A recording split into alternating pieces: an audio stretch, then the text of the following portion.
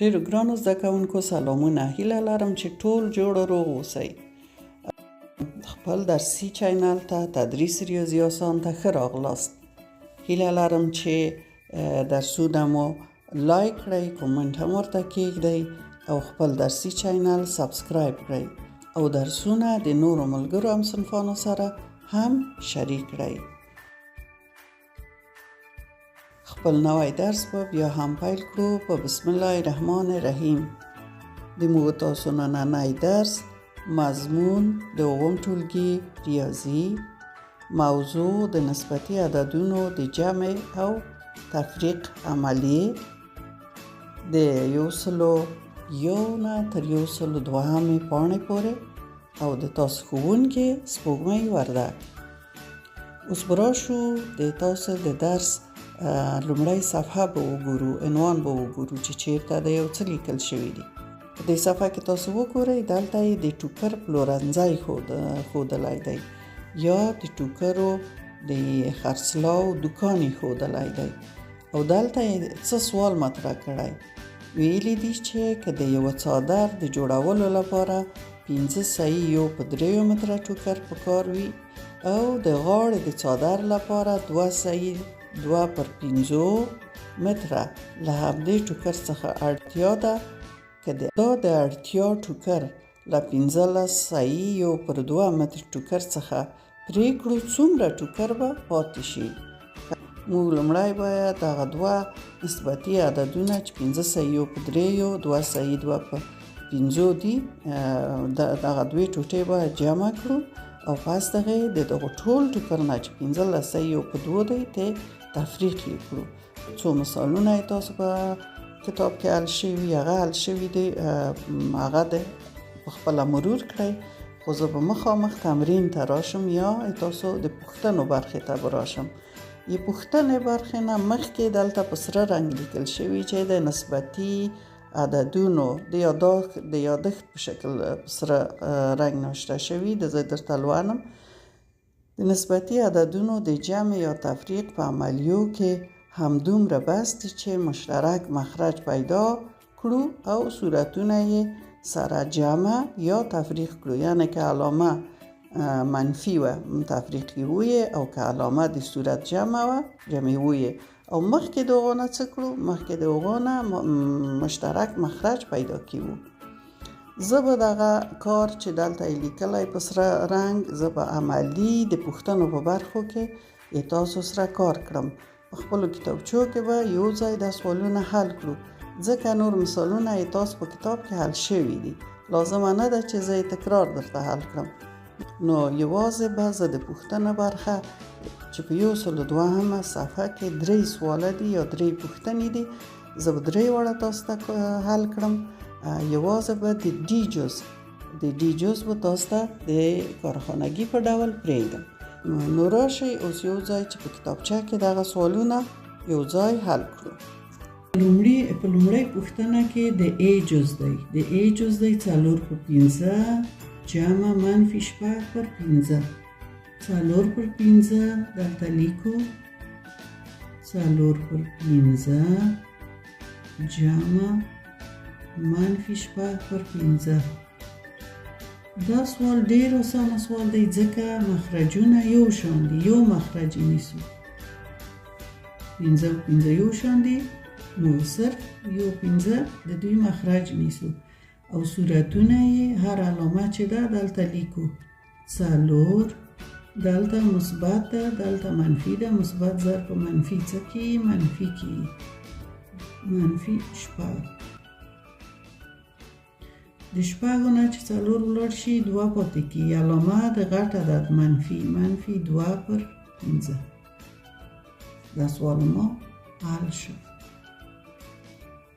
اوس به راشو د بي جز ته.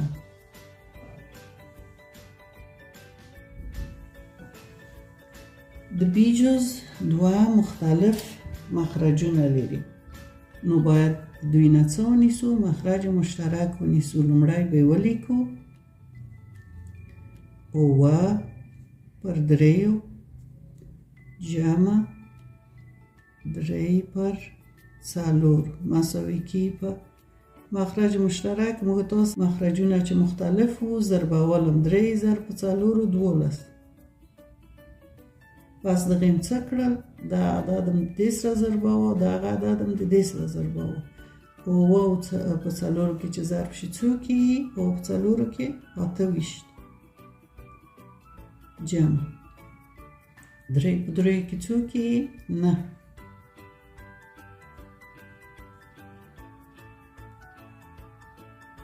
دا څه هم ویلای شي چې 12 تقسیم په 3 څو کې 4 په کې چې ضرب شي 28 12 تقسیم په 4 څو کې 3 پاتې کې 3 ضرب په 3 څو کې 9 چې د 28 سره جمع کړو څو کې 9 ولس یو اصل یو په 2 چاوي کې 3 او ودیش پر 12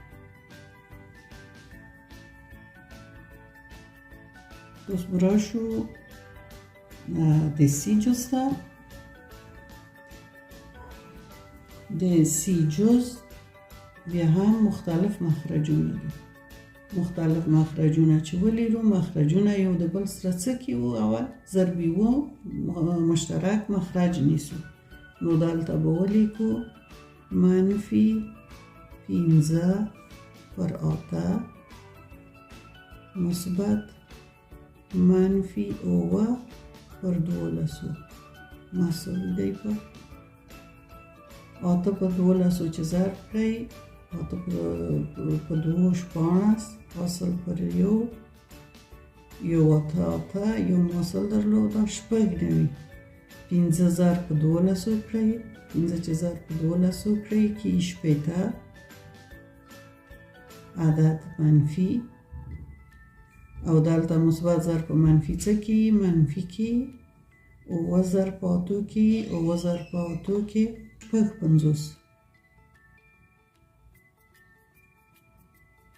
مساوي اوس دلته دواړه عددونه هم علامه دي دواړه عددونه چې هم علامه وي جمع کې علامه مشترکه تر مخ نیول کې منفي شپږ چې د 2 سره 0 سره ضرب جمع کړئ شپږ او 15 شپږ څو کې 11 منفي 14 پر شپږ نوي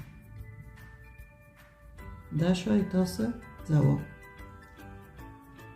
په دوامه پوښتنه کې ویلي چې لومړی تاسو 15 پر 2 عدد دلته د محور د اعدادو په محور نشانی کړئ چې چیرته دی او بیا 3 پر 2 د دې عدد نه د 15 پر 2 نه منفي کړئ نو موږ اول دغه 15 پر 2 پیدا کړو چې 15 پر 2 کوم عدد دی پیدا وکړو دلته به نشانی کړو بیا به دغه دوه عدد یو د بل نه منفي کړو نو موږ باید څه وکړو 15 تقسیم په 2 کړو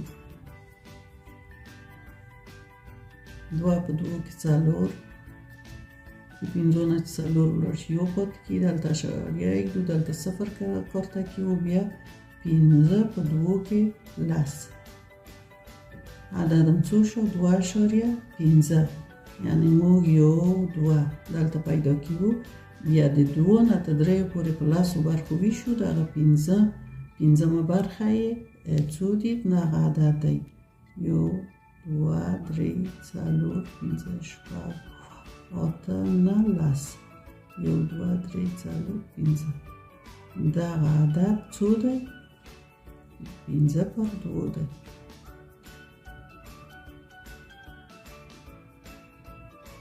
د اعداد په محور باندې پیدا کړ اوس به دغه دوه عددونه یو د بل سره تفریق کړو د دې عدد تفریق ډېر اسانه دی په څه چې د دواړو مخرجونه یو شان دي یو یې نیسو 2 پس دغه صورتونه علامه منفي ده تفریقي ویه 15 منفي 3 یه 15 نه چې 3 ولر شي څو پاتې کی 2 پر 2 2 د 2 سره اختصار کی یو په 2 کې 2 یو په 2 کې 2 مساوي کی یو پر یو کې مساوي یو یعنی ځواب یې د یو عدد شو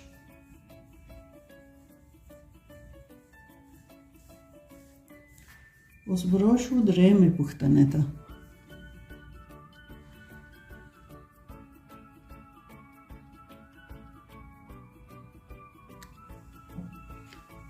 د تاسو په درېیمه پوښتنه کې ویلي چې یو زده کوونکي په لومړۍ ورځ 1/5 برخه د یو کتاب 1/5 برخه د یو کتاب لوستي او په دوهمه ورځ یې 2/5 برخه د یو کتاب لوستي ده.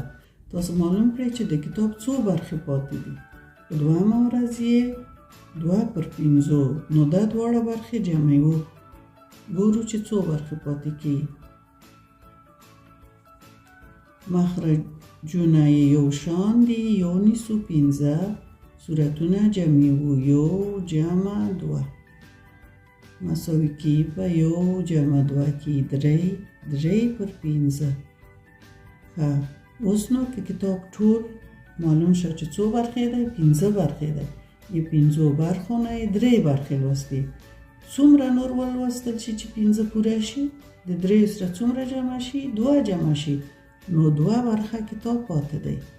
2 برخه د کتاب لا پاتې دی. ګرانو زده کوونکو، هیله لرم چې دغه درس هم ښه زده شوی وي او سوالونه وکړی شئ چې هغه یو سوال چې ما تاسو ته کارخانګي پرې ایښی په خپله حل کړئ. او که چیرته ستونزه لرئ ما ته په کومنټ کې ولیکئ، زه در سره مرسته کوم او زه یې درته حل کوم. نور نو مو وخت نه نیسم. الله مو مل شه. ښه وخت.